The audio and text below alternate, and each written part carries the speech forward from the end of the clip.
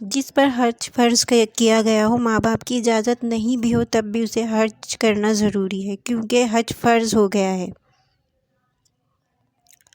نفلی حج کے لیے ماں باپ کی اجازت بھی ضروری ہے اور بیوی کے لیے شوہر کی اجازت بھی ضروری ہے۔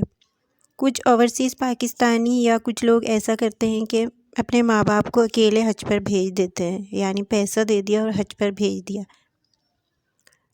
تو ان کی عمر تقریباً 75 سال ہوگی اگر، تو وہ کس طرح حج کریں گے؟ کسی کو ایسا بھی ہوتا ہے کہ کسی کو راستہ معلوم نہیں ہوتا، تکلیف میں ہوتے ہیں، بولنا نہیں آتا، معلومات نہیں ہوتی، تو انہیں تکلیف ہوتی ہے۔ تو بہتر یہی ہے کہ اللہ نے توفیق دی ہے تو اپنے ماں باپ کے ساتھ خود حج کریں۔ اور کیا مزہ ہوگا اس طواف کا جس میں آپ کے ماں باپ آپ کے ساتھ طواف کر رہے ہوں۔ اس کے علاوہ اللہ نے توفیق دی ہے تو کچھ زیادہ اماؤنٹ وہاں رکھ کر لے کر جائیں کہ آپ وہاں لنگر کر سکیں، کسی ضرورت مند کے وہاں کام آ سکے۔ حاجیوں پر کچھ نہ کچھ صدقہ کرتے رہیں، ایک احرام ایکسٹرا لے جائیں، ایک چپل کی جوڑی ایکسٹرا لے جائیں کہ کسی کو ضرورت پڑتی ہے تو آپ اسے دے دیں، اور اگر کوئی غریب مل جاتا ہے تو اس کی مدد کریں۔